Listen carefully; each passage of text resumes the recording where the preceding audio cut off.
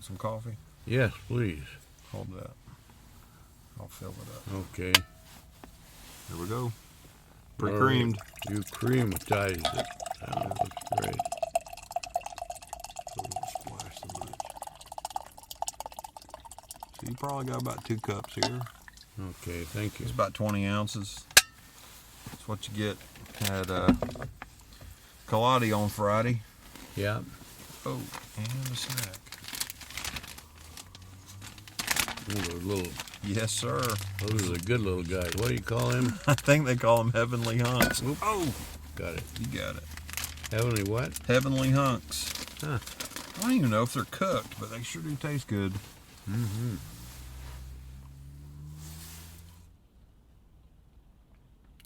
Well, we were looking at Psalm 119, So last week we didn't talk about it at all because of Tommy's problem, but so I told everybody we'd be getting back into this next week. I was thinking,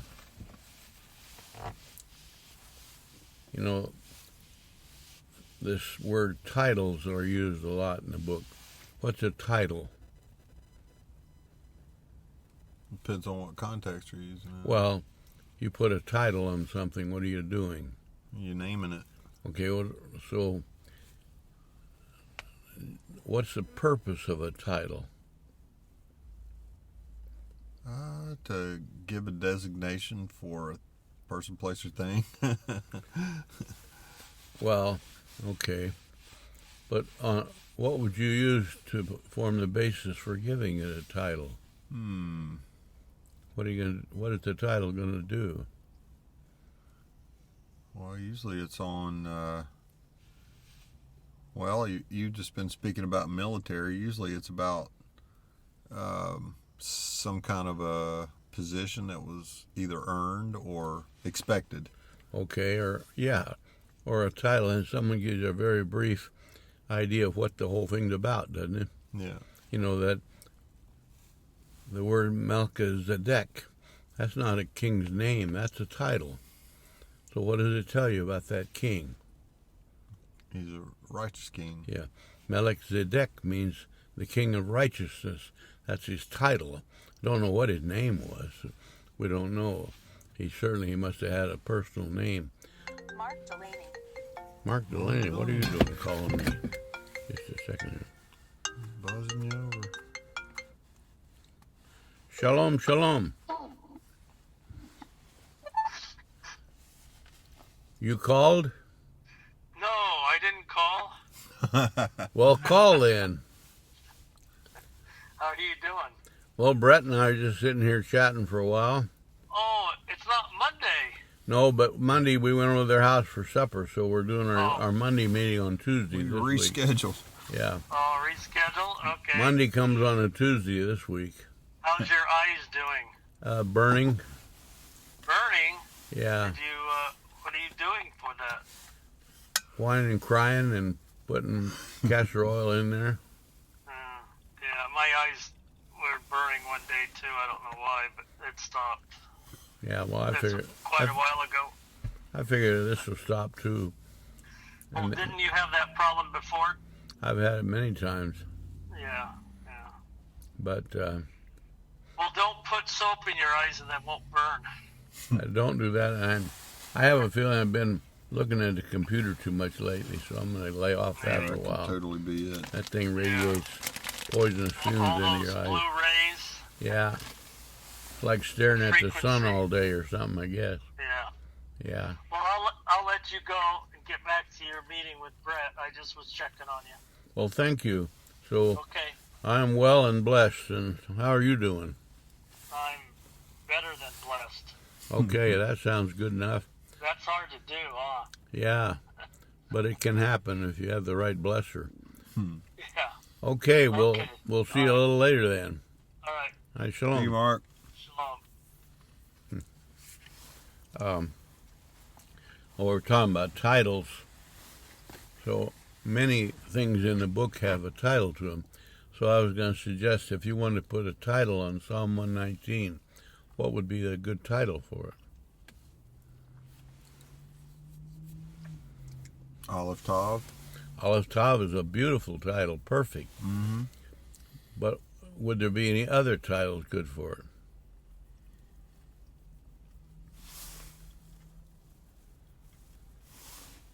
Well, some of the verses inside of that psalm have a pretty good description of it. Okay. Like, thy word is a lamp to my feet and a light to my path, that kind of thing. All right. So it's made up of 22 groups of verses, right? Mm-hmm. How about calling it number 22? Psalm 22 is the crucifixion psalm. And the medics say that we have 22 pairs of chromosomes that determine what you are. That's your DNA. So could 22 represent who we are in the Lord? Mm-hmm.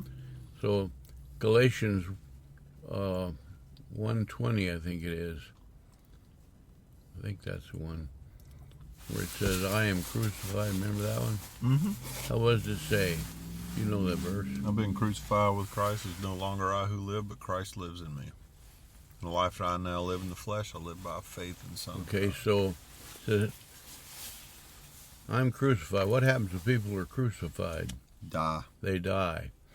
And so he says, I no longer live. Isn't that what he said? Mm-hmm. It is no longer I who live. Okay. That's one. But who you're seeing here, you're seeing someone, but it's not me. What are you seeing? Christ. Yeah. So could Psalm 119 be a picture of being crucified in the Messiah? Yeah. It's made up of 22 verses, or 22 paragraphs. 22 is a number for the psalm that talks about the crucifixion, and eight verses in each paragraph. So what's 8 mean? New beginning. New beginnings. So what's the good of a crucifixion? The new beginning that comes It's after. the resurrection, right? Mm-hmm. Could Psalm 119 be called the resurrection psalm? Sure, let's go with it. And of course, the Lord says, I am the way. Now we said one of the titles for 119 would be Aleph Tav, and the Lord said, I am the Aleph Tav. Mm-hmm. So what would be the other name for 119 besides Aleph Tav?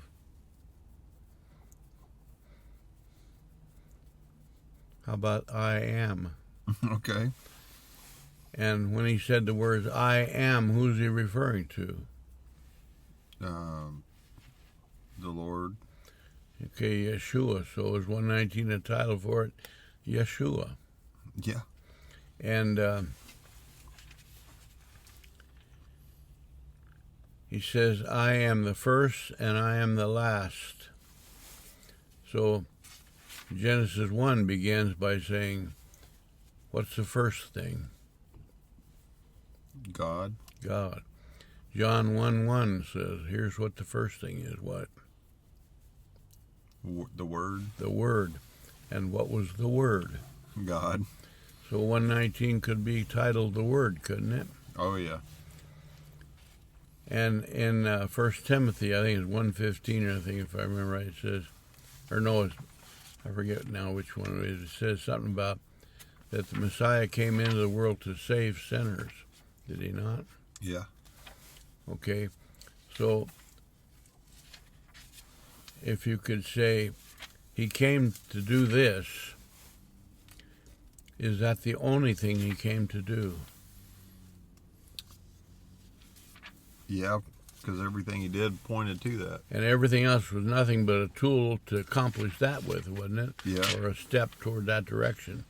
So 119 could be entitled the Salvation Psalm, couldn't it? Yeah, that's the same thing as Yeshua. Yes. And he said, I'm the way. Could we title it The Way? Yeah. Yeah. And he said, I'm not only the way, but I'm also the truth. What's the word for truth? The Hebrew word? Yeah.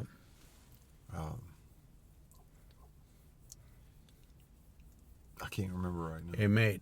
Emet, yeah. Emet is spelled Aleph Mem Tav. So you have Aleph Mem Tav. What's it look like? The first, the middle, and the last. So what's the middle letter of Aleph Tav, Psalm 119? Is Mem. Yeah.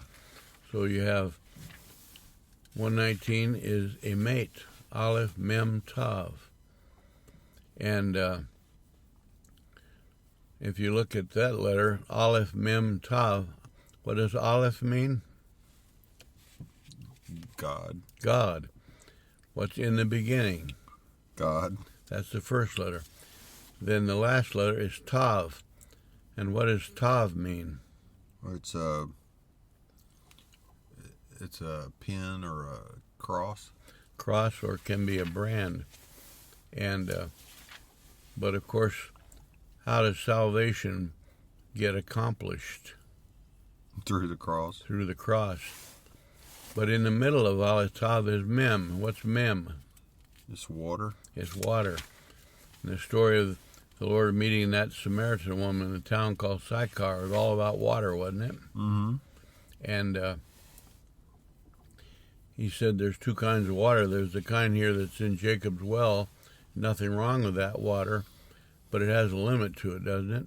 Yeah. What's the problem with Jacob's well water? You got to go back tomorrow. It's only good for one day at a time, right? It's only good for now. But he said, I'll give you living water. And how long is that water good for? Forever. Yeah, you'll never thirst again.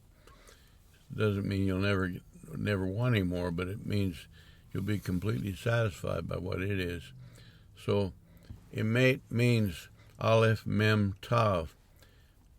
You take the word Aleph, the first letter, is a letter, but it's also a word in itself. What does the word Aleph mean? It's a Hebrew word.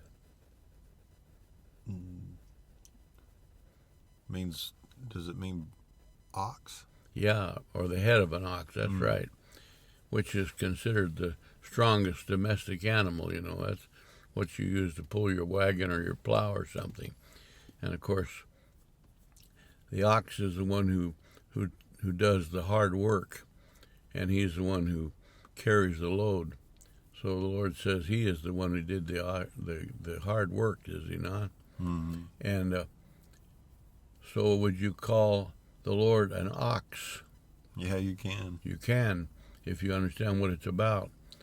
So you could almost say that Psalm 119 was the ox psalm. And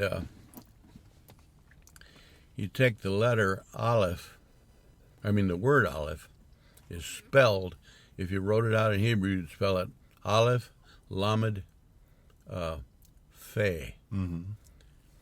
And you take the numeric value of Aleph, Lamed, Fe. Aleph has a value of what? 1. 1. Lamed, number value. Let's see. Let me think about it. 30? 30. Fe.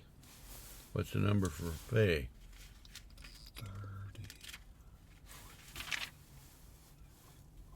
80. 80. So add them up. 80, 30, and 1. 120? No. Come on, you can do math. How much is 80 and 30 and 1? Oh. 111. 111. Yeah. What do you see in 111?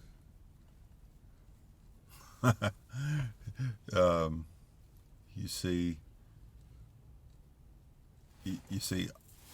the perfect number 1, the unit times 3 3. times. Yeah.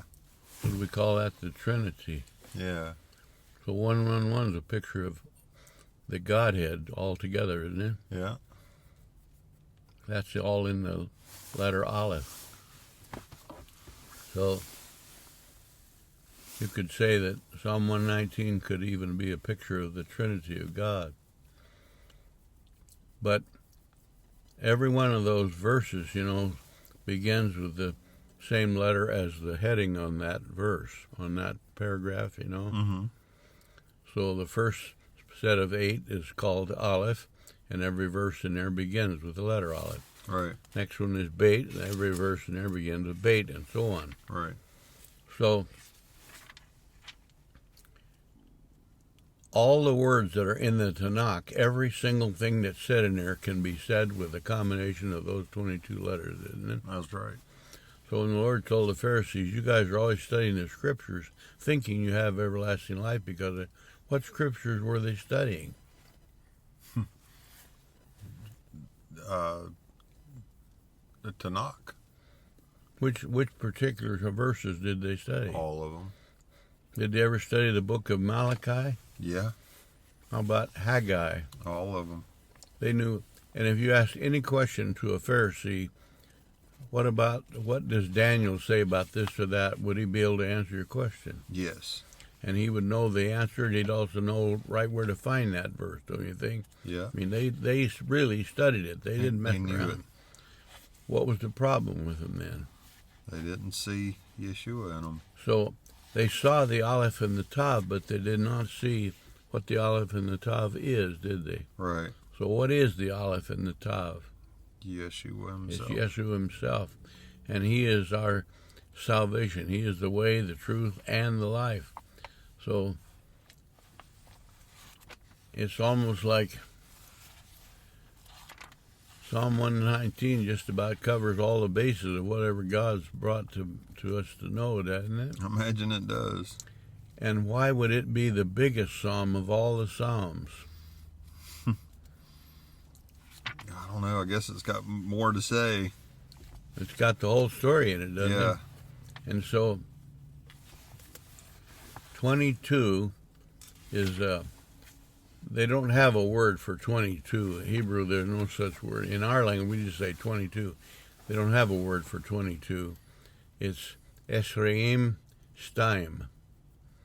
And Esreim is a multiple of Esrei. What's Esrei? Is it one? No, it's No. Echad is 1. Echad is Echad. Esrei is 10. Okay. But you double 10, you got 20. But 22 is 20 and 2. So what do you usually see when you think of 2? Every time you read 2 of anything in the book, The Lord's people? the Lord's people. Sometimes it represents just people in general, but most of the time it's the Lord's people. And to look at people in general, for example, back in Genesis it says the Lord said, let's make man in our image. So how many gods have we got? Just one? So if you're going to make an image of God, how many things have to be made? If God is one, you're going to make an image of him, so how many things should you make? You'd Just think one? one. Yeah. But he doesn't make one, he makes 2. Yeah. Why 2? You're going to have one image, but you have to have 2 to make it. To fully represent the Lord's people? Well, it's an image is a picture. Uh-huh. So God said, I'm going to make a picture of myself, or a representative of what I am. Hmm. And he makes it out of 2 people. And in many ways, they're very similar, but there's some tremendous differences too, right? Mm. They both have 22 pairs of chromosomes, but there's a 23rd pair. What's the 23rd pair about? Not sure. That determines what gender you are. Right. Okay. So one of them has what I don't know much about, but they call it X, and the other is XY or something like Right. that. And that's about how much I know about that. But all it is, the 22 represents what you are, and that 23rd one represents what gender you are. Does it matter what gender you are? Yeah. Have you noticed lately in the news what the world is doing with this business of gender? Yeah. They're trying to mess that all up. Why are they doing that? What motivated people to want to radically change the idea of gender? They're telling little kids in kindergarten, you're not old enough to know what gender you are yet. Yeah. You have to wait till you grow up, then you'll find out. What kind of demonic idea is that? What would motivate people to think that way? That they're in control and not God. Well, when you were a little kid, did anyone ever talk about transgenders or changing your gender or couldn't decide which you are for sure or claim to be one and not the other? I mean, that was unheard of. That's something pretty new, isn't it? Mm-hmm. Where do you think all that idea came from? Straight out of hell. And why right now in the last few years? Not even few years, few months almost. Yeah. And it seems to be expanding radically every day, doesn't it? Yeah. Why? I guess Satan's bearing down. Well, it says in the last days he will redouble his efforts because he knows he has only a short time. Those are ideas were never heard of before. I just heard another article in the news just today that some governor, someplace, I forgot where it said it was, but has declared that they can no longer have transgender males competing in women's sports because they're big, strong guys and they overthrow them every time. Mm-hmm. So they finally came to the senses we're not going to allow that. But of course, the fools call that discrimination, don't they? Right. Or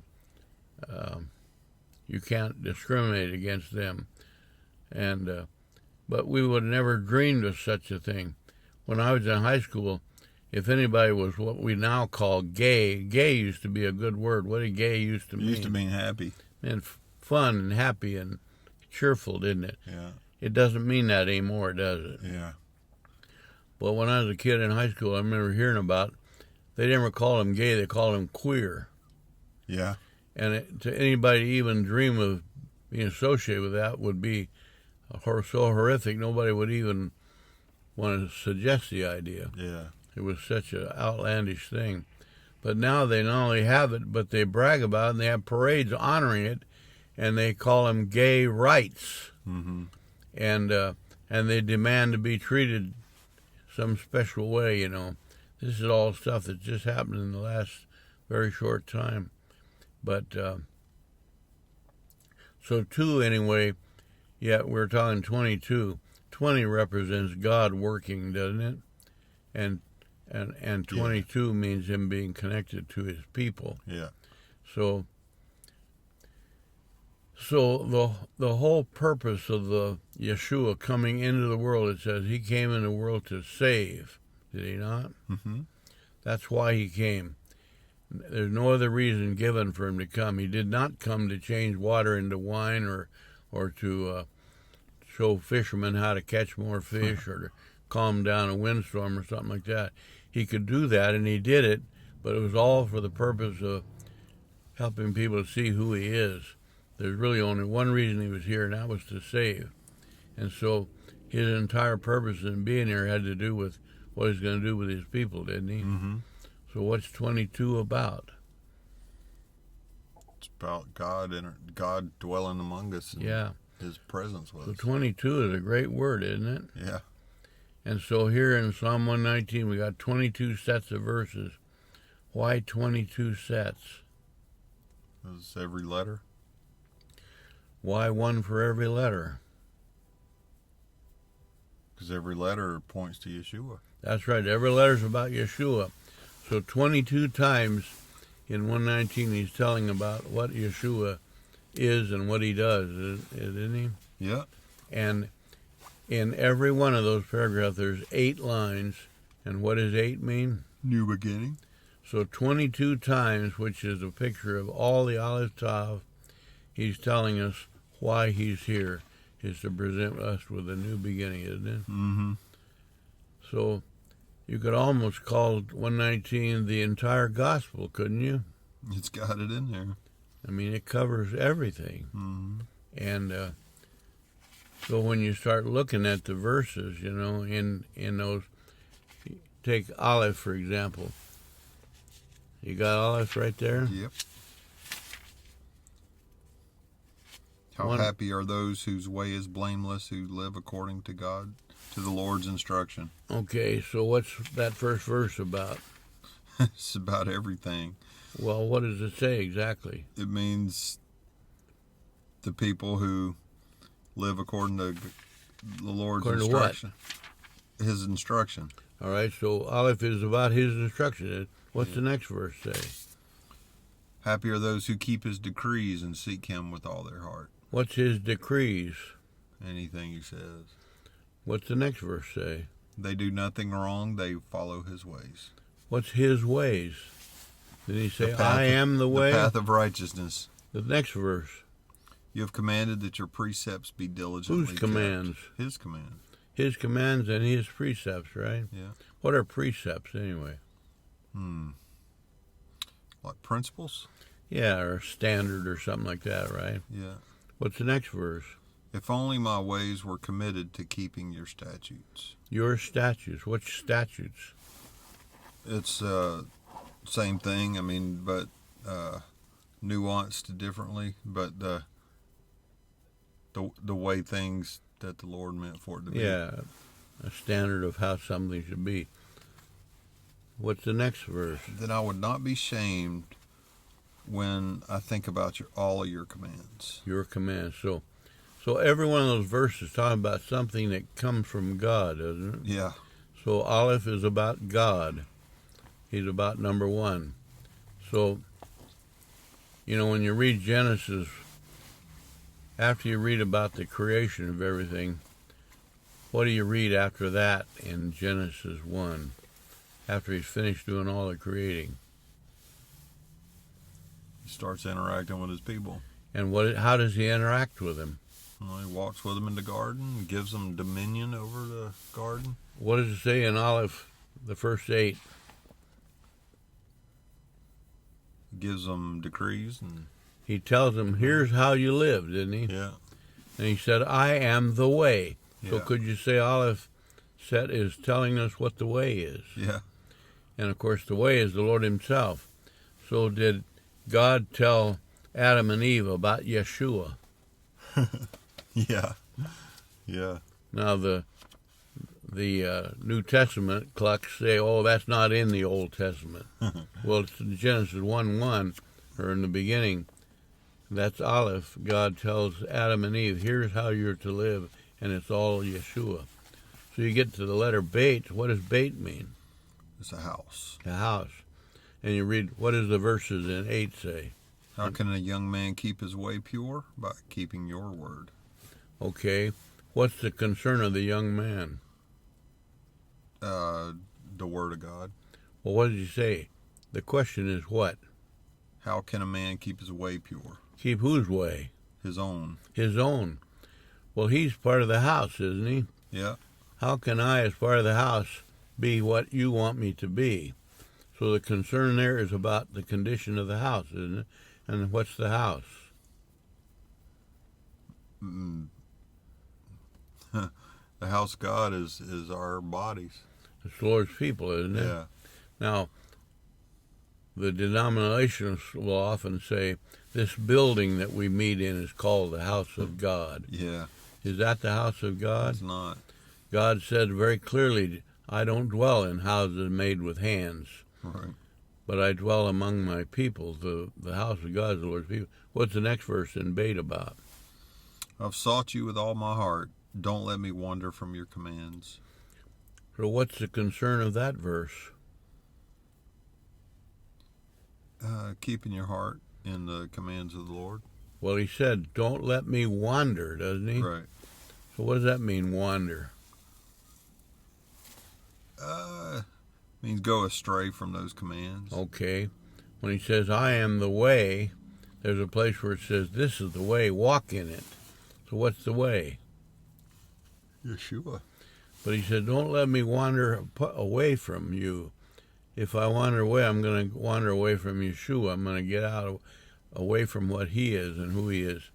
So the concern in that verse is, as part of the house of God, I don't want to go someplace that dishonors Yeshua or that ignores him, something like that, right? Mm-hmm. What's the next verse in there? I've treasured your word in my heart so that I might not sin against you. What's the concern there? Not sinning against the Lord. I don't want to sin. Right. So how do I keep from sinning? Keep that word in the heart. What's the word? He is. Yeshua. Yeah. He is the word.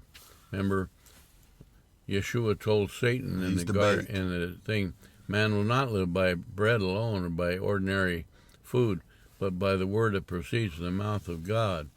So the concern of that guy in that verse is that I don't want to wander away from your truth. I want to be right. So the way I do it is by keeping your word. Isn't that what he said? Mm-hmm. What's the next verse say? Lord, may you be praised. Teach me your statutes. Here I am. I'm a member of your house. You know, when you are the owner of a house and your family lives there, after a while that house takes on characteristics of yourself.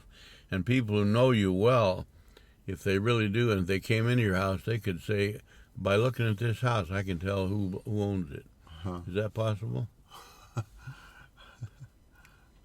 If I walked into your house and you weren't home, you could tell. I could tell. All I had to do is look at the pictures on the wall and look at the things that are printed. I could tell. I know who owns this house. Yeah, that's right. So, can that be what that young man is saying and who wrote that psalm? I want to represent your house like you want. Yeah. How do I do that? By following your words. So, what else do you say in that bait chapter? With my lips I proclaim all the judgments from your mouth. Okay. So what am I doing with my lips? Repeating what you heard in your heart from the Lord. So what's the purpose of the house of God?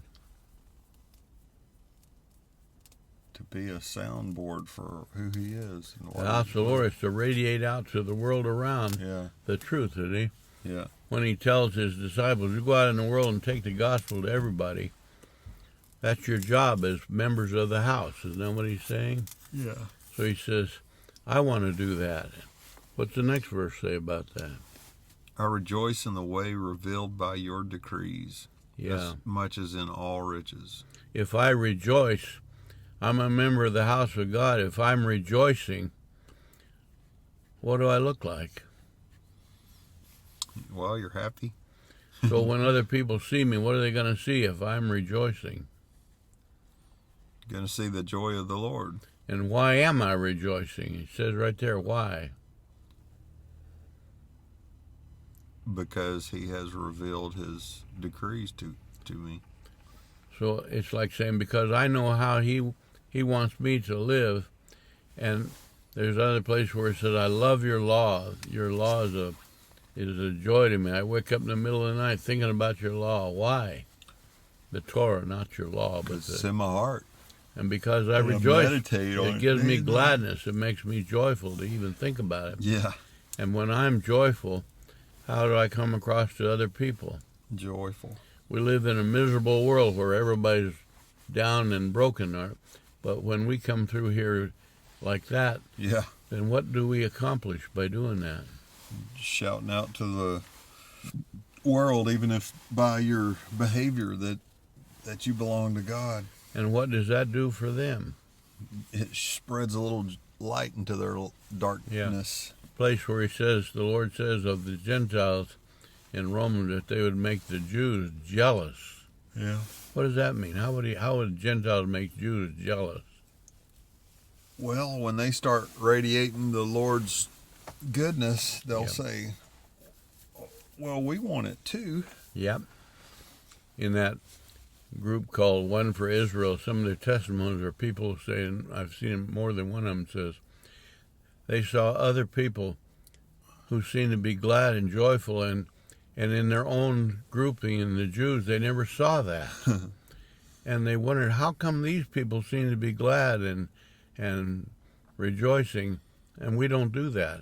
What are they doing when they just say that? They're being jealous over the joy of the Lord. And what's causing that jealousy?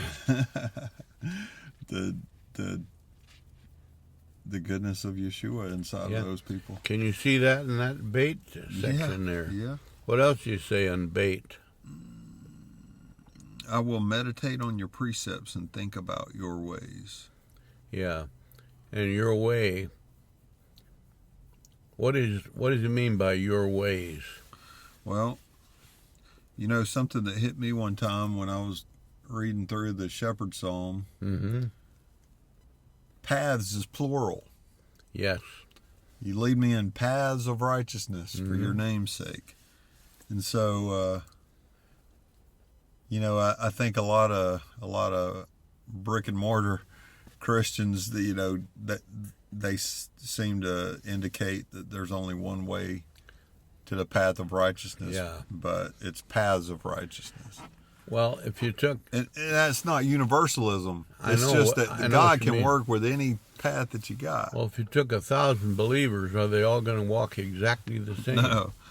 One guy may be, your job is to do this, and the next guy, you're to go there. So they're kind of walking on a different path, but it's all going to the same place. It's, you know, where does Psalm 123 land up? Where do they all arrive eventually in 120 in Psalm 23? In the house of the Lord. Yeah, and how long are they going to be there? Forever. So that's an ongoing thing. But here,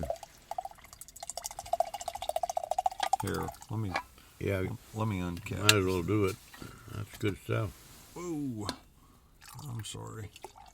Had a little spillage. Well, there was quite a bit left in there. Cup. So bait is a picture of the house, which is the Lord's people, living the way the Lord wanted them to live in order to be of purpose and use in the world. There's no point in us being part of the house of God unless we have a radiation out to the world. Is that right? Say that again. There's no purpose for us to live in the world as part of His house if we don't do something for the world. Is that right? That is exactly right. And he says, how can I do it? I want to do it. When he asks the question, how can I be what you want? What is that telling you about his attitude? That his will is my will. And he wants to do it. Yeah. But he's got a question. How can I do it? Why is he asking, how can I do it? Because he must be on a point of decision. He wants to know which way to go. Okay. I want to do what you want in order to accomplish what you want, but I need to know how. I don't know how. Yeah. So, but the answer comes to him. What is the answer? How am I going to do it? By seeking his ways and seeking his word. Yeah. And he wants to do it, so what's he going to do? He's going to do what he wants to do. Yeah, he's going to seek the word. Yeah. And what's going to result? Puppy. Is that a dog or a mouse? It's up in the air. Yeah. So what's the result of it? He asked the question, how can I do it? What's it going to come out to be? He's going to come out God's way. Yeah. I will delight in your statutes and will not forget your word.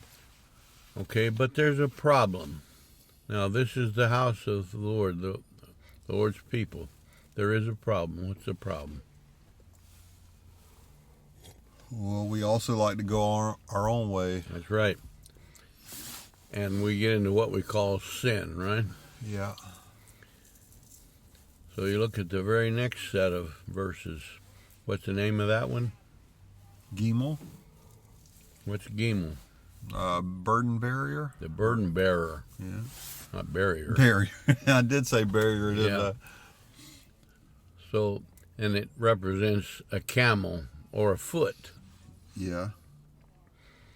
What are camels for in the Middle East?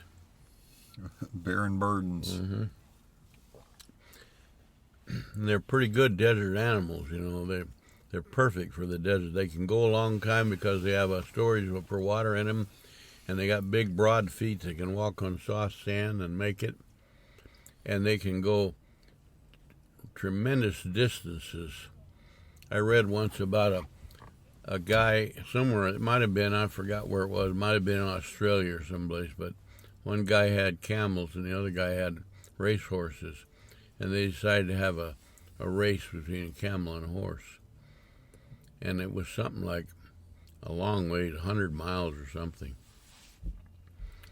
And the guy with the horse raced that horse all this way. So it might not have been that far. It was a long race. So anyway, he made it way ahead of the camel.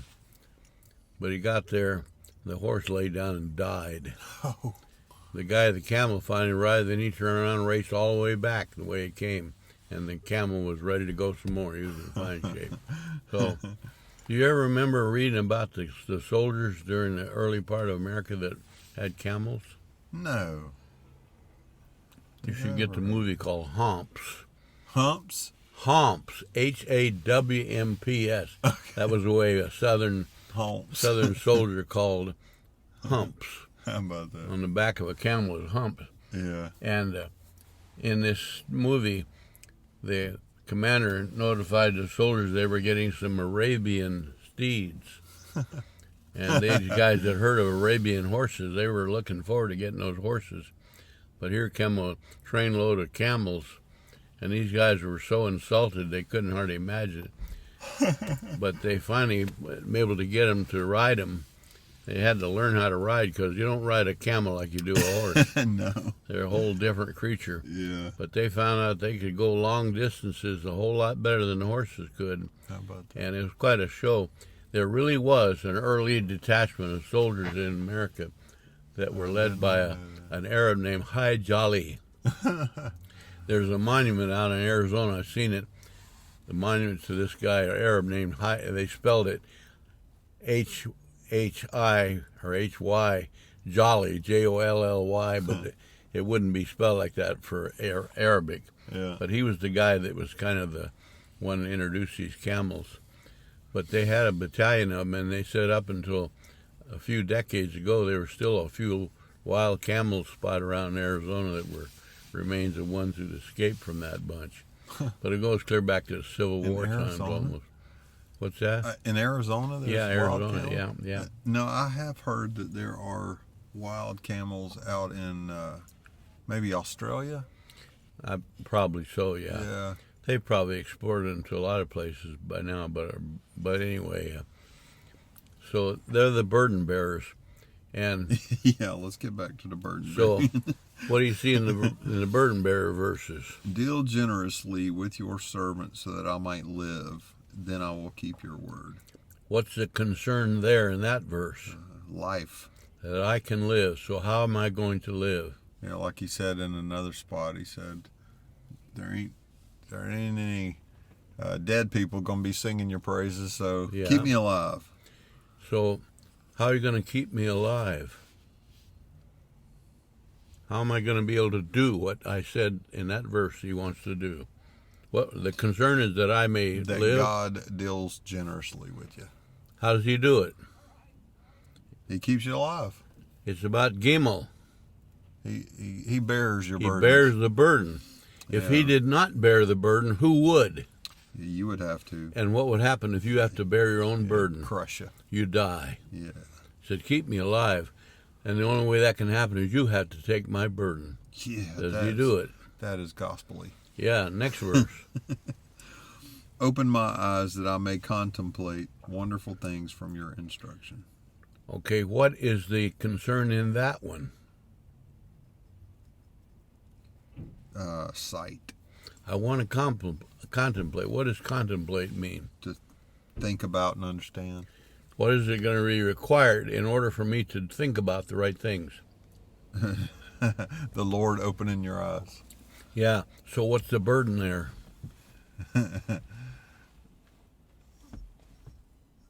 The burden? I don't know.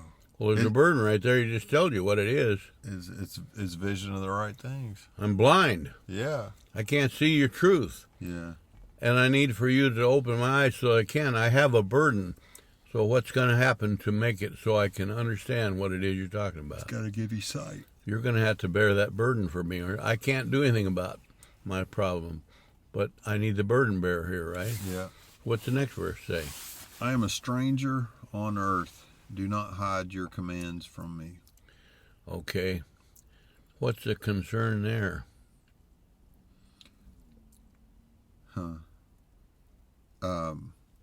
Being a foreigner. And maybe... As a result of being a foreigner, then what? I'm a foreigner. I'm not part of Israel. I'm a foreigner. I'm an outlaw or something. Yeah. Therefore, what? It says, "Do not hide your commands from me." Because I am a foreigner, Yeah. your commands are hidden to me. Uh-huh. I'm asking you to not do that. That's a prayer. Take away this hidden, the fact that your commands are hidden. Yeah. So how's that going to come about? Same one as before. What is the burden there? The burden is a hidden command. No, that's not the burden. The burden is I want to know his commands. That's not the burden. Read it again. I am a stranger on earth. Do not hide your commands from What's me. the burden? I don't know. That I can't do anything about. You can't find the commands on I'm your a own. stranger. I'm a foreigner. What can I do about that? I'm a foreigner. You can't do anything about that. So what do I need? I can't do anything. Naturalization in the I need Lord's the kingdom? burden bearer to solve that problem for me, Yeah. don't it? Doesn't it say he came into the world to save all the citizens of Israel? Is that why he came? No, he came to save everybody. And everybody's a foreigner, aren't they? Yeah, So what's the job of the burden bearer? to make everybody citizens.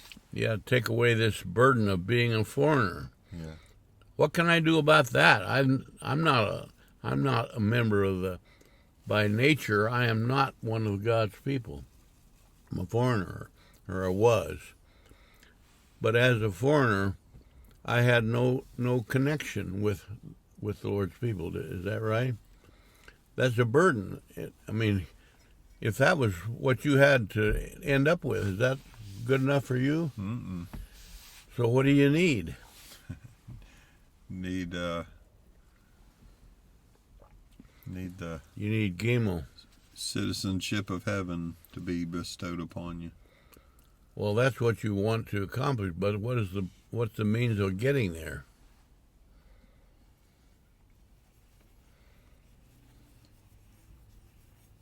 Well, it's always the Lord.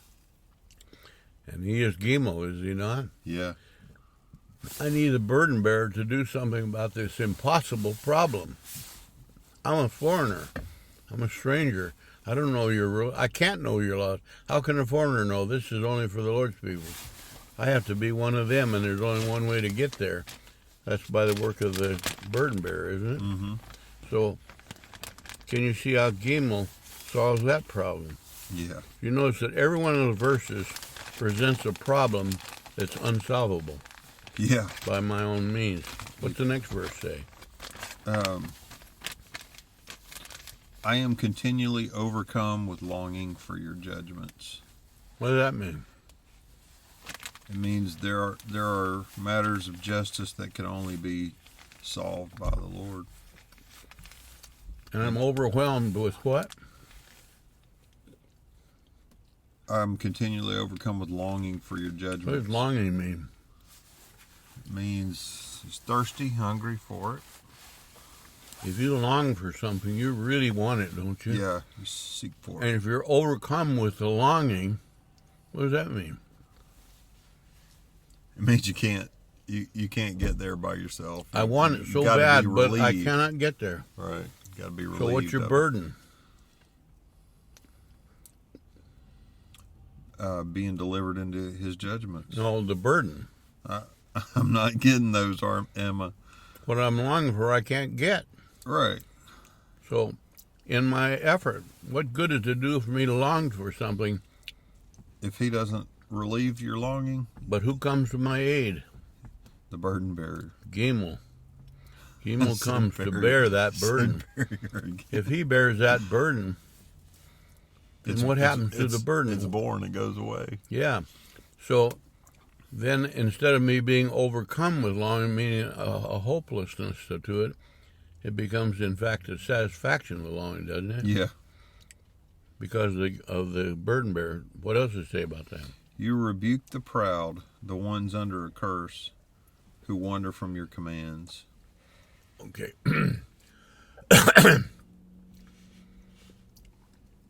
What do you mean it says you rebuked him?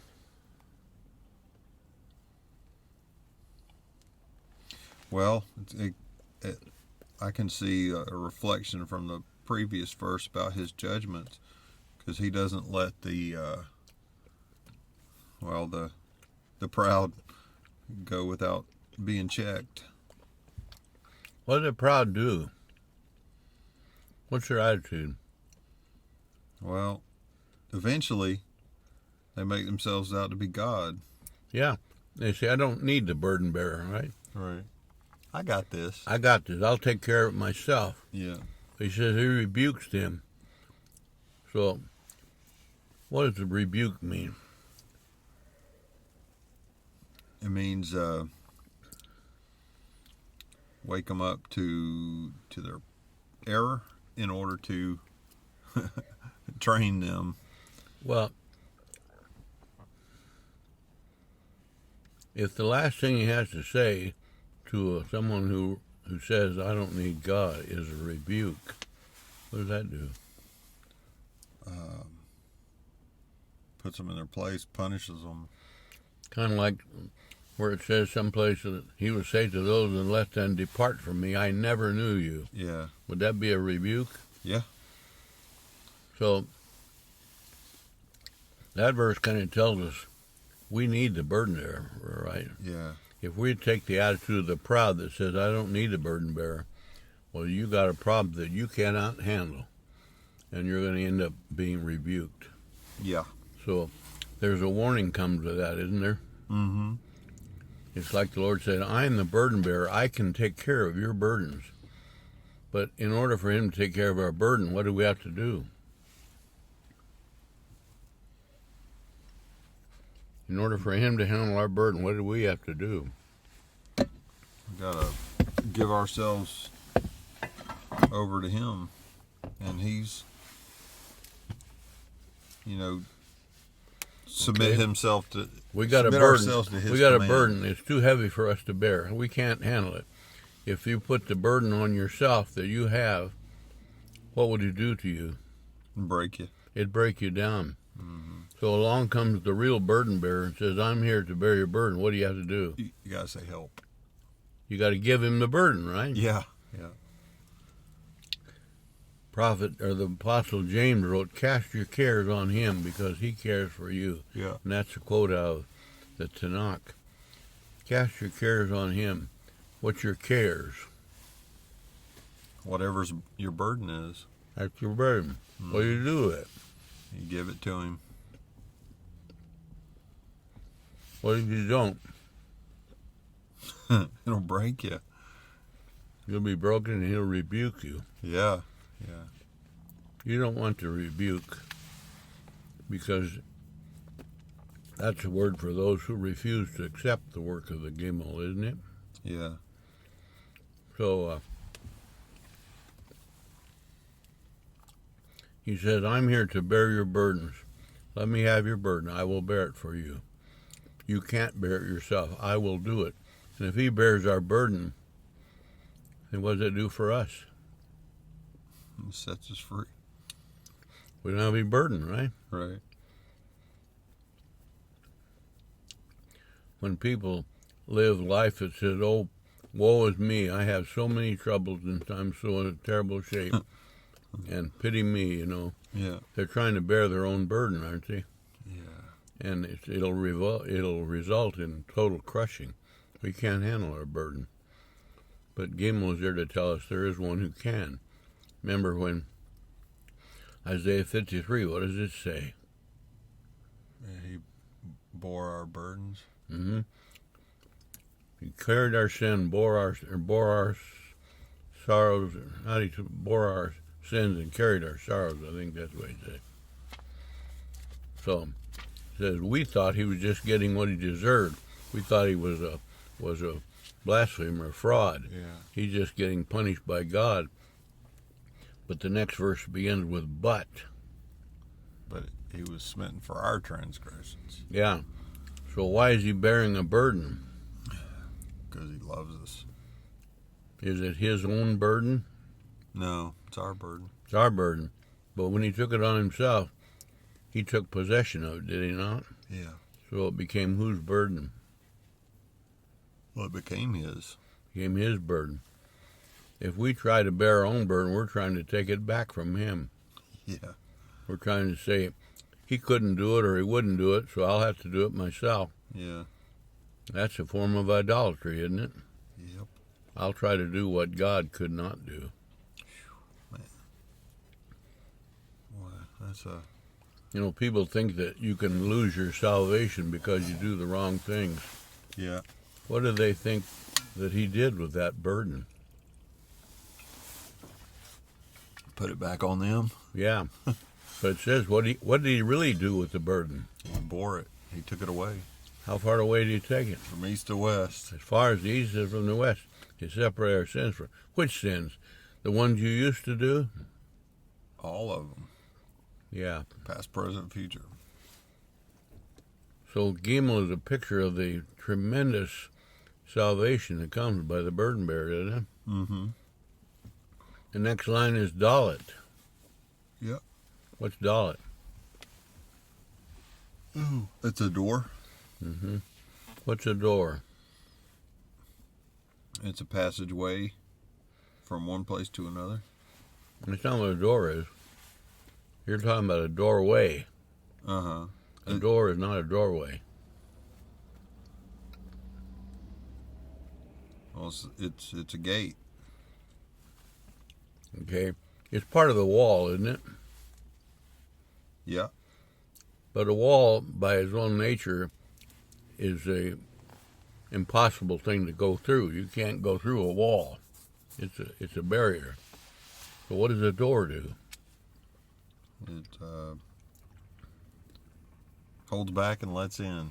Yeah, it's the only part of a wall that's movable, isn't it? Mm-hmm. If it's in its closed position, it's part of the closed wall, and if it was a good door, no one could go through, right? Right. But it can be opened. Yeah. When it's open, what happens? Well, it's like it's not there. Then the wall is no longer impenetrable, isn't it? Yeah, it's you can not go through as long secure. as the door is open. Right. So Dalet means that I am the door. If he's the door, then what does he do? He controls the contents. Controls who goes in and who goes out, right? Yeah. Yeah. And if his door is open, if he is the open door, then you can go through. Yeah. If he's the closed door, you can't go through. Right. And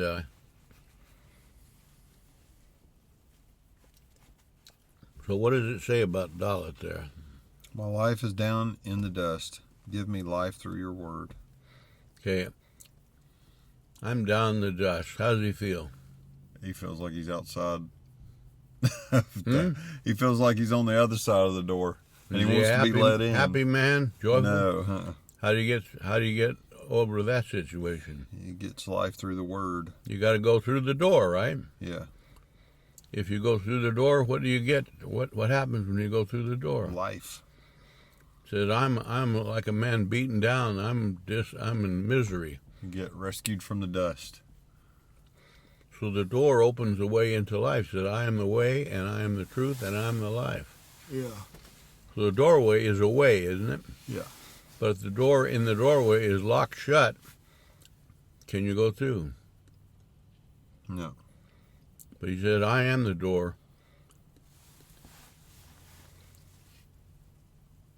He said someplace, knock, and what?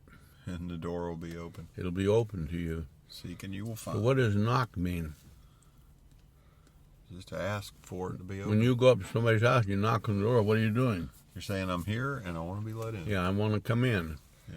And so he said, if you knock on the Lord, you're crying out to him, I want to come through you because you're the door that enables me to come through the doorway. He said, if you do that, then what? You come in. Yeah. He says somewhere, whoever calls on me, I will in no wise reject him. Would he ever say to someone who's knocking the door, sorry, you can't come in? No. No. No. So, He is an open door. what else do you say That way. about Dalet in that one? I told you about my life and you listened to me. Teach me your statutes. Okay. You come through the door, what's going to happen? Well, you got all the benefits of being in the house. What did you say right there? I told you about my life and you listened to me. Okay, you knock on the door, you open the door, and come in. What do you do when you come in the door? The minute you come in, what do you do? Tell them who you are. You start talking, don't you? Yeah. What did he say I told you? Told you about my life. And then what? You listened. Okay. He knows about my life. He just said what his life was like. What was his life like? Down in the dust. So I come in and I've knocked on the door. He's opened the door. I come into him and I'm telling him about my life. Yeah. And now he's going to answer. What's he going to say? You're going to say, well, you're not in the dust anymore. Yeah. It says right there what he says, doesn't he? Mm-hmm. What? Teach me your statutes. So what are your statutes? Ways to be out of the dust. Where do we find his statutes? In the Word. In the Aleph Is, right? Yeah. Everything that can be said in the Tanakh is in those 22 letters, isn't it? Yeah. So the 22 is the Lord himself speaking to us to solve our problem for us, isn't it? Yeah. But how do you, in order for that to happen, he just told you, what do you have to do in order for that to happen? Gotta come into that door. First you knock on the door, then he answers by saying, come in. He opens the door, you come in, you tell him your troubles. What did you do? He listens? Yeah, he listens, and he is everything we've read about. He is Aleph. He's the head of the household, which is the Lord's people. He's the burden bearer, and now he's going to listen to your problems, and what's he going to do about it? He's going to teach you his statutes. And what are his statutes? The best way to live. Yeah, well, they're the Aleph Is, aren't they? Yeah. They're everything that he is. So when the apostle wrote, I am crucified with the Messiah, yet not I live, it's not me that's doing the living. I live in this frame that we call a body, but what's the real life? Real life is in Yeshua. Yeah, Yeshua is the real life. It's he that's living in me. Yeah. And I live that way by what means? By faith. By faith. And faith simply means what? Agreeing with God. I agree with him. In order to agree with him, he has to say something, doesn't he? Absolutely. Does he say anything? Yeah. What letters does he use to say it? Aleph Tav. Yeah. Aleph through Tav. Can you see how that Psalm 119 is the whole picture of everything? Yeah, it's good. It's the biggest psalm because it has the most to say, doesn't it? Yeah, it does. I remember years ago I'd be reading Psalms. I get up to 119. Oh, brother, this is the big one. It'll take an hour to read this. This is the big one. But anymore, I come to say, wow, this is the one that's got the real message in it. Let's stick in this one Let's for a while. do it, you know. Instead of being a thing to dread, it becomes a thing to be glad in. Yeah, I told you about my experience with it in college where, you know, one of my teachers said, well, you're going to have to memorize this. And I didn't memorize it except for the tests. But what it did for me is I was like, that doesn't sound like that legalistic gospel that everybody keeps talking about. Yeah. Which is not a gospel at all. No. Well, we see the very term legalistic. What is legalistic or legalism? What does that mean? It means people who don't really understand what the Word of God is. Well, if you called someone a legalist, what are you saying? What is it about them? What makes them a legalist? Well, I don't think they understand that the Lord is the Word. That they just think it's some kind of a law to keep and yeah, a legalist means someone. It's a something, not a somebody. Yeah. So if someone's a legalist, by definition means that your hope in your life is by obeying rules, isn't it? Yeah, by the law. But what does 119 say? It's a him. It's a he. Our life is not based on you obeying a bunch of rules. Your life is based on He who is the rule maker and also the one who bears the burden, one who lives in us. Yeah. If He lives in us, what do we do then? We testify about Him with our joy and our life that has been relieved of its greatest burdens. Yeah. And so... which is a testimony to His goodness. The better we understand what He's really saying there and agree with that, the more He lives in our life, isn't it true? Yeah, that's good. And so when He's living in our life, then the old nature that is also part of our life gets put down, doesn't it? Yeah. You know, in Romans it says the old man is crucified. The old man is not your nature. What's the old man? That's the flesh. That's what I was. Yeah. And that's what was crucified with Christ. You have two, the old man and the new man. Now, the old man is the one that I was. And it's not a nature, it's me. That's who I was. But that got crucified so that in Romans it says, sadly, the way they translated it, said something to the effect of, the old man is crucified, and what does it say? Where is it, 6? Yeah. The old man is crucified. I forgot now. Mine's going kind of blank here. Romans 6, what does it say about the old man is crucified? Well, you talk about like 3, because it talks about, let's see. When you see the word the old man. There's no telling if old man's going to make it in this Bible. It's kind of got some interesting wording, doesn't it?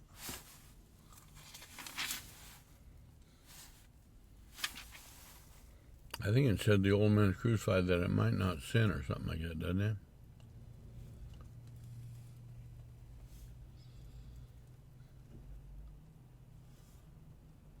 Let's see, it says old self. Okay, what does it say?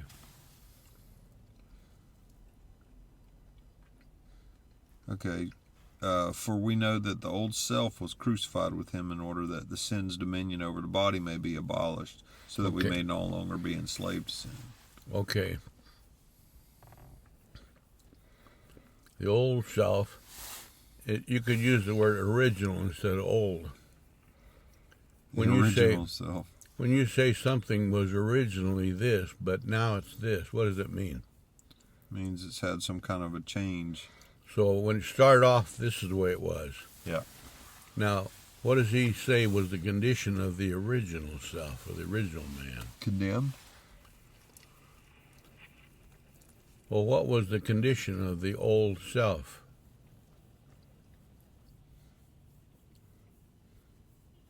I don't remember what I read.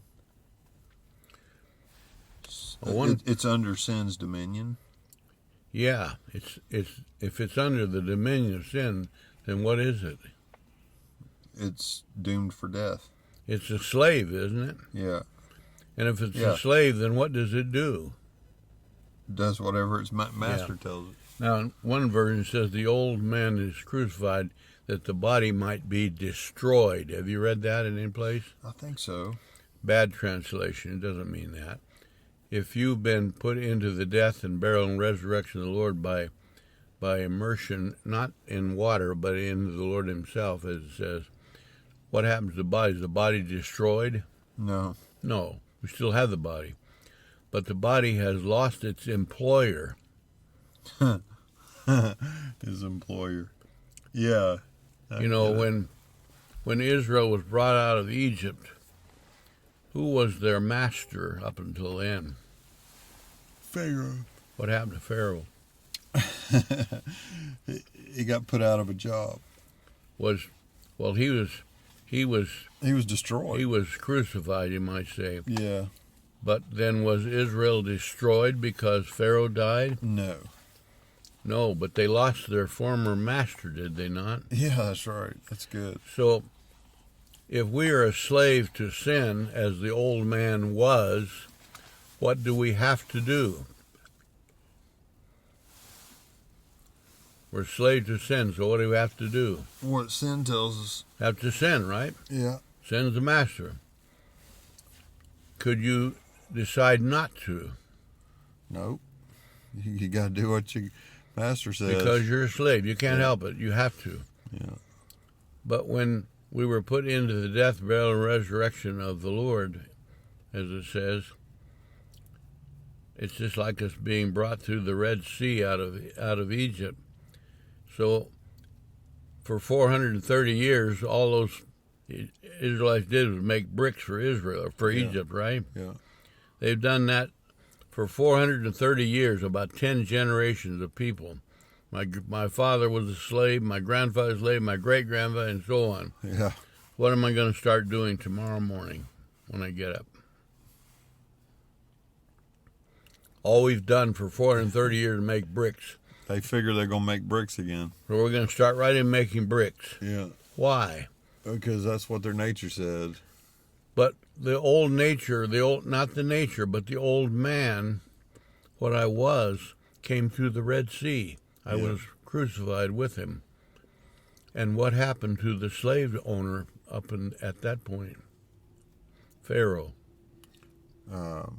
He was put down, destroyed.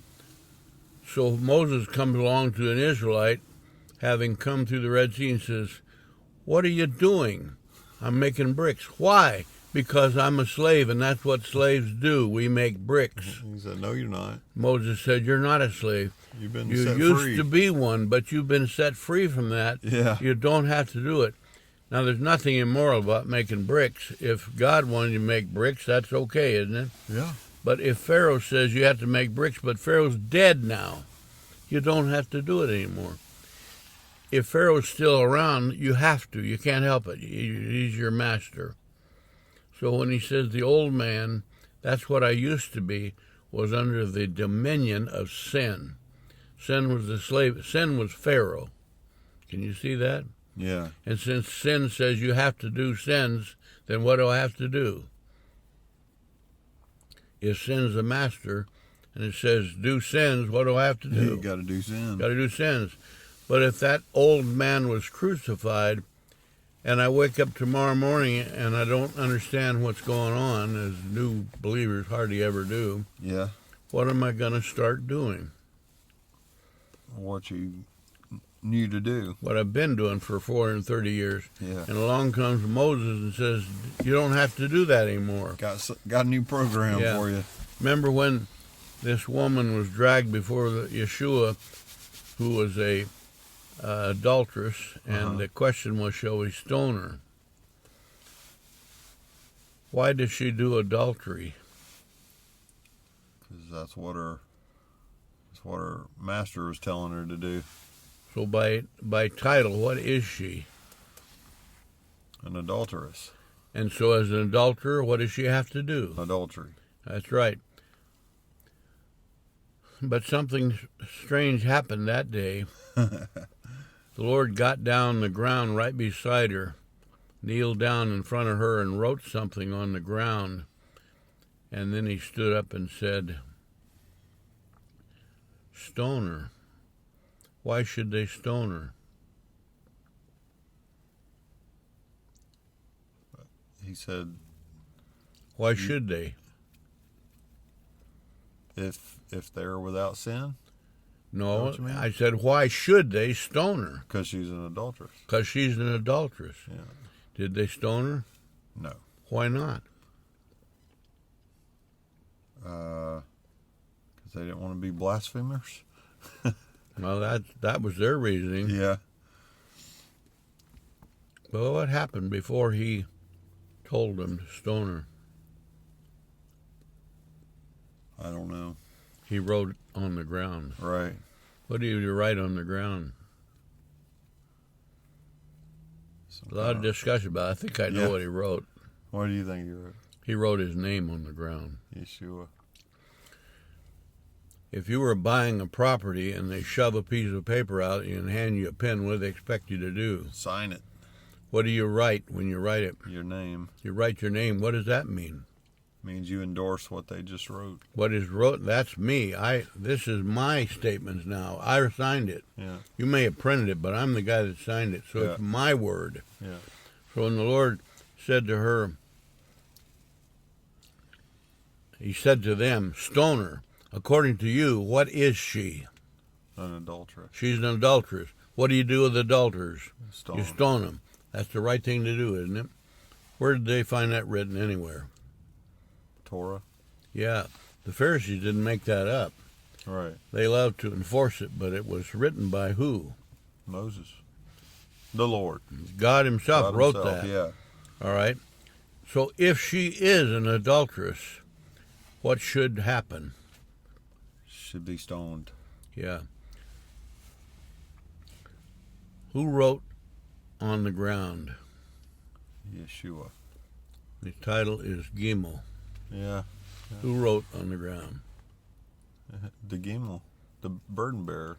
What's her burden? Adultery. What'd the burden bearer do with that?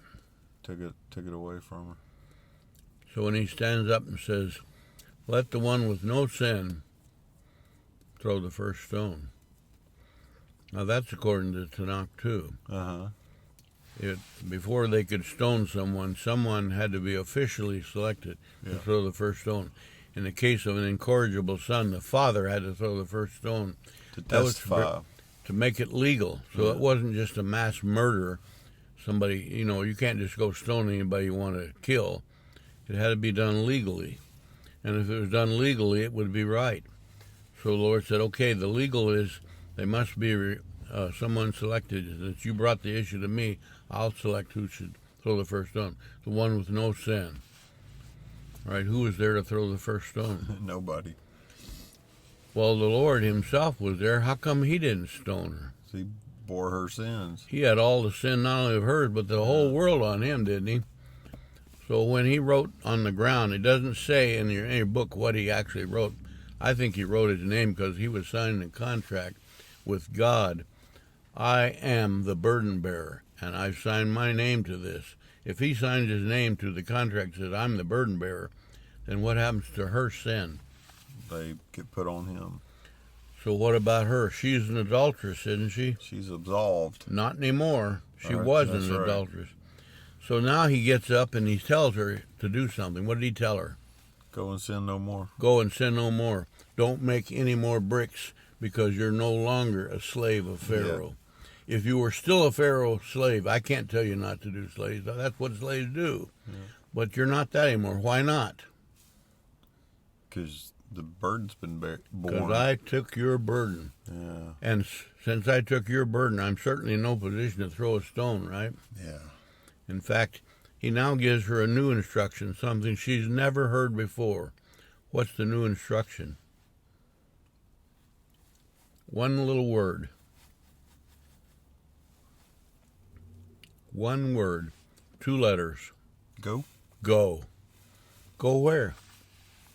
Wherever you want. You're free. No, not go wherever you want. Where does the Lord tell his people to go? In all the world? What does a shepherd tell the sheep? Go wherever you feel like going? Is that what he tells the sheep? Go where I want you to go. You follow me. Yeah. You go where I tell you to go. Now, if she's a slave to Pharaoh, is there any use Moses telling them to do what God wants them to do? They're slaves to Pharaoh. No. They can't. Of those slaves who were rescued out of Egypt, what was the very first thing that God ever told them to do? Set aside a sheep. Take a sheep and do what? Set him aside. Okay, and in the process, literally, make this sheep into an atoning lamb, put the blood on the door and all that stuff. Yeah. It's all one kind of collection thing, but it all comes down to one thing. Here's what you must do.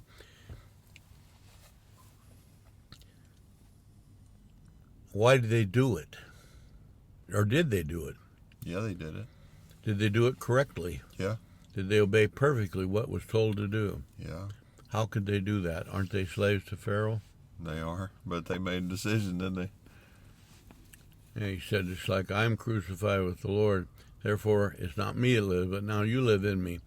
When they put the blood on the door of their doorposts, and they partook of that lamb, they were agreeing with God that he is our salvation, and we're not.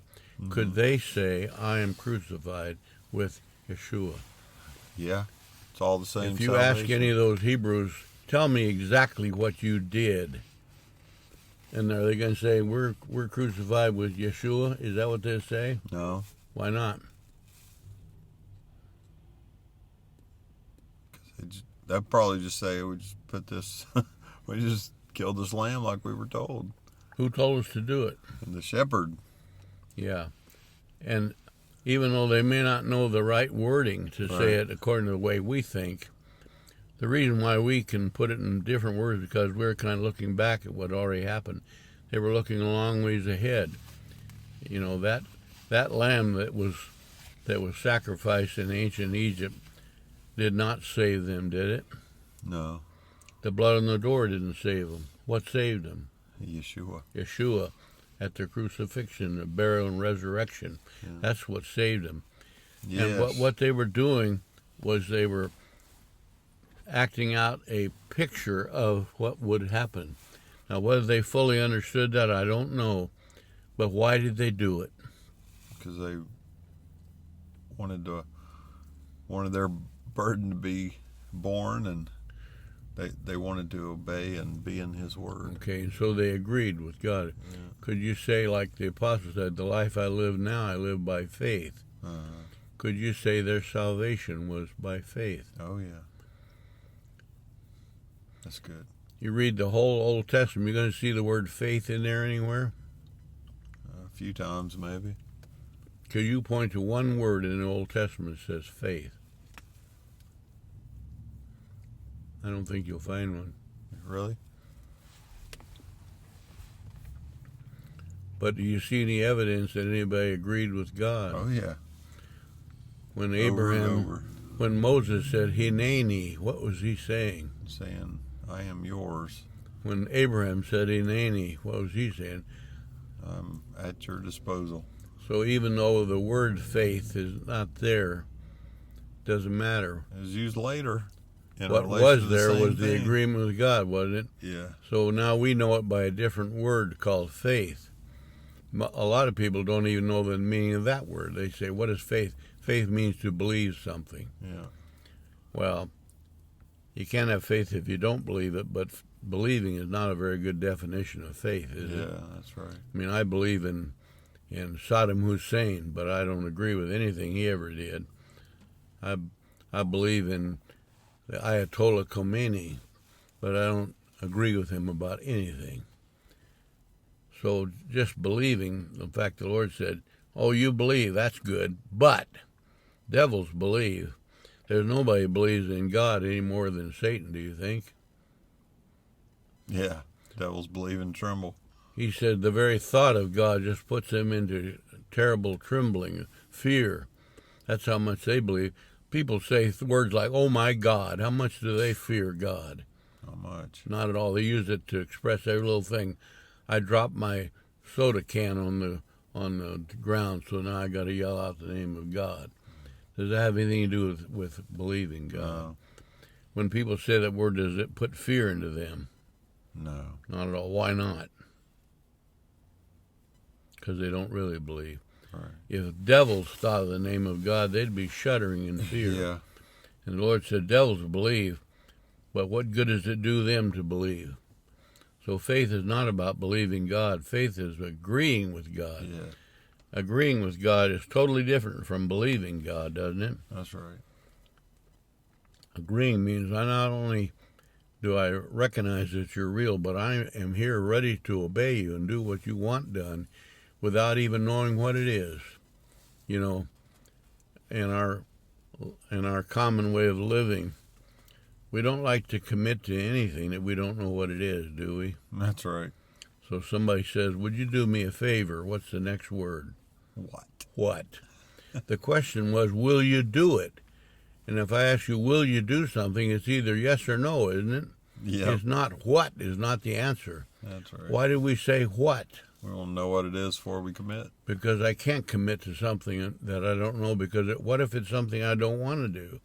I can't commit to that. Don't want to say yes first. But if God comes and calls your name, you can safely say Hineni, which means not only do I hear you, but I am ready to obey whatever it is you say without even knowing what it is. Yeah. I don't have to know what, because I know that I can be confident that it'll be the right thing.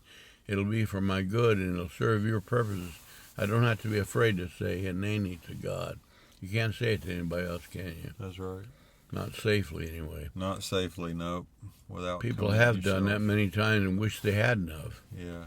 But no one who ever agrees with God has to apologize and say, I wish I hadn't agreed with God, because it's always the right thing to do. So that word Hineni is a wonderful word. Yeah. But when Hebrews chapter 10 says, the Lord says, in the volume of the book it's written of me, I have come to do your will.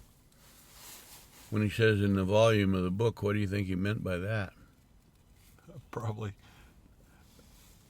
all the Aleph Tav from first to last. Every last word it says was the will of God. And it says, in the volume of the book it's written of me. So when the Lord said to the Pharisees, you guys always say in the scripture, but they're about me, it is like saying in the volume of the whole entire book, it's written about me. Yeah. Which chapter in the book is written about the Lord? All of them. All of them. Sometimes they may not name him directly, but if you look at what they're really saying, it's telling you either about something he's doing, or something that we need for him to do, or something we need to learn from, something about him. Or really something, the problem of people, why they need the Lord, but it's always about him. So when he said in the volume of the book is written about me, I have come to do your will. So what is your will? Whatever he wants. Well, it said one reading. What is the will of God? He came into the world to save sinners, didn't he? Yeah, rescue. To rescue. So I've come to do that rescue work. What will it take to do the rescue? His burden bearing. It'll take the 22, won't it? Yeah, yeah. And it'll take Isaiah 53. It'll take Psalm 22. It'll take Psalm 119 to do it. And I'm here to do it. Is there any chance he might try to get away from doing that? No. When he said in the Garden of Eden and praying, Lord, let this cup pass from me, and many a well-meaning pastor said, he saw the death approaching him and his humanity took hold, and he became frightened and wanted to know if there's some way to get out of this. Can you imagine him saying, I've come to do your will, but at the last minute I'm going to try to get out of it? Does that make sense? No. That's so wrong it can't be anything but coming from the enemy himself. But he never said that. But he said, I am your servant. And a true servant has no will of his own. Not my will. I'm not here to do what I feel like doing. Not that my will is different from yours, but we're not working on anything that I want. What are we doing? His will. We're doing what you want. So the inani doesn't mean I'm here to do what you want as long as it's what I want. But if he thought my will is different from your will, so don't work on my will, let's work on your will. If his will is different from the will of the Father, could he honestly say, I and the Father are one? If my will is different from his, we can't say we're one, can we? That's right. Not a unit. When he prayed for his people, he said that they may be one, just like we are one. What did he mean by that they may be one? They're going to have to get a load of this will, his will. That they may be one with us, just like we're one. They have to be in total agreement with that. You got to come that into word, harmony can you with it. see the power of that word hineni? Yeah. That it puts us in a position where no matter what comes of this, there's only one will that matters here. Is what does God want? That's right. And of course, if my will's in agreement with His, there's no problem with my will either. But we're not operating on my will. We're not doing anything because this is what I want. I made a statement to a guy one time who was a preacher, and he had a fit over it. I said, the Lord never made a decision Himself. Yeah. What do you think of that? Yeah, he always consulted the Father and did what the Father And the wanted. question would be, what is it that you want? Or Yeah. did He ever do something and say, the reason I'm doing it is because this is what I want? No. Because it doesn't mean that what He wants would be different from the Father's, but we're not operating on what I want. Right. So when we agree with God, what happens to whatever I want? It disappears. Or it becomes what He wants. Yeah. When He says, here's the way you worship, here's the true way, how do you worship? However He wants. No, it says how you worship. Spirit and truth. No, well, it does say that. But the apostle wrote in Romans 12, here's how you worship. Living sacrifice. You present yourself as a living sacrifice. What happens to your will? It's His will. You lay His it will on the be altar. done. What happens to a sacrifice? It dies. Yeah, you brought an animal to the temple to be sacrificed. What's that going to happen? That sacrifice, that animal's going to be killed and put on the altar, right? That's right. And that's a picture. He said, this is your reasonable worship. This is the one that makes sense. If He says this is the one that makes sense, what about any other way to worship? That's not the way to make Yeah, sense. there's only one right way. Yeah. So you worship by presenting yourself.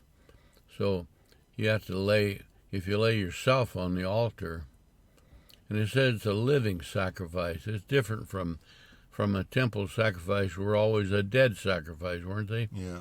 When they brought a lamb to the temple for a sacrifice, when he got put on the altar, did the lamb care anything about that?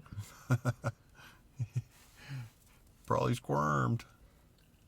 No, he didn't. He was dead. Oh, I got When you. you put him on the altar, he was not there. He didn't That's have right. any thoughts about that. So he would just lay there and burn, that's Yeah. all. But if you put a live lamb on top of a hot altar, what would happen? Jump off as fast. How long would as it take that lamb to get off the altar? Well, Second one instant, blast, he'd be off and running over the horizon, wouldn't he? Yeah. But He says to you, you present yourself as a living sacrifice. So what's that going to do? Your will becomes His will. Whatever He wants, you do But it. it's living, and it's a sacrifice. So what's this living sacrifice going to want to do?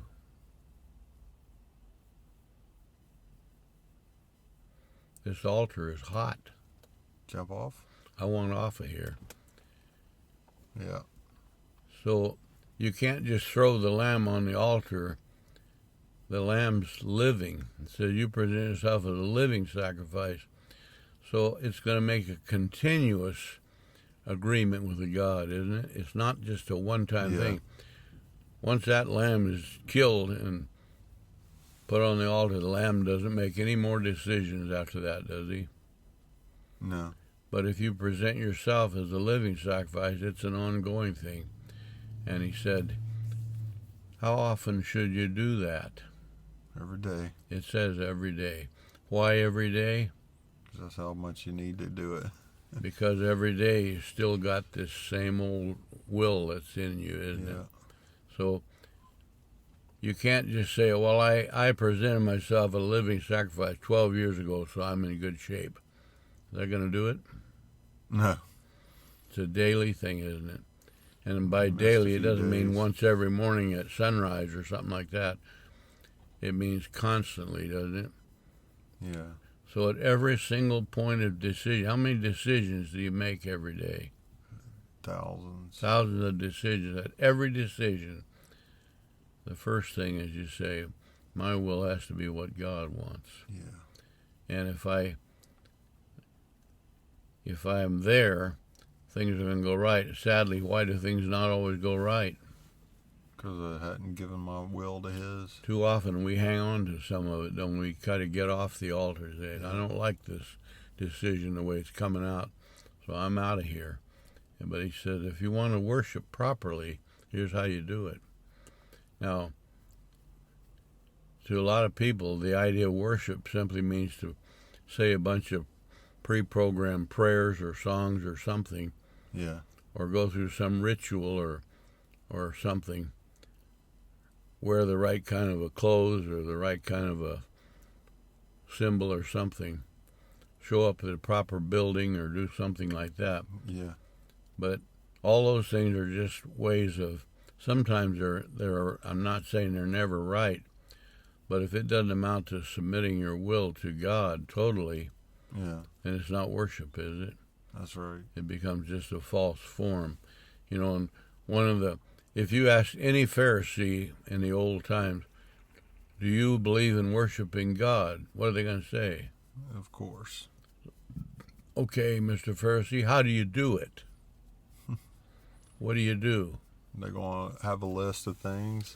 A long list of things. You got to do this, this, this, and this. And you got to do it this way. You got to show up in Jerusalem 3 times a year, and you got to pray facing the temple, and you got to make sure you put your tanakh or your I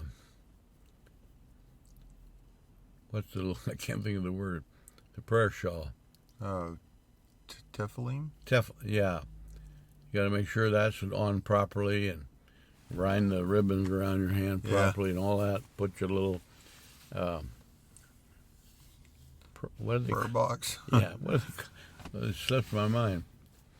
I can't remember either. Anyway, you know what I'm talking about. Yeah. But all these things, now, does that mean there's something wrong with all those things? No. No.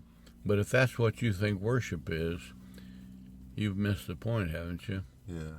Worship doesn't mean that. Worship means to present yourself as a living sacrifice to God, meaning that every point in your life is submitted to His directions. Mm-hmm. Now, if His direction involves wearing a tanakh, a talit, fine, do it. But that's not your worship. That's just an expression of willing to be what He wants you to be. Right. Isn't it? Or if you're, citing a psalm or something, reading the Bible, memorizing Bible verse, it's all right to do that, but if you think that's your worship, you've gone outside of what's truth, haven't you? Yeah. So worship is a matter of total presentation of ourselves to God. That's good. Remember when the Lord met this Samaritan woman at the well, there was some conversation about worship. Remember what she said? I do, but I need a break. Yeah. I need a break. Can we either go or we can drive over by the door if you want. Okay. Uh-oh. What's going on here? You know what? I bet you left your lights on. Well, I guess I'll walk over and get a break. I'll walk over and get a break and see if there's any recourse for us over there, okay? I got jumper cable in the back. Oh, you do? You got something that'll... I got it. I don't have the back.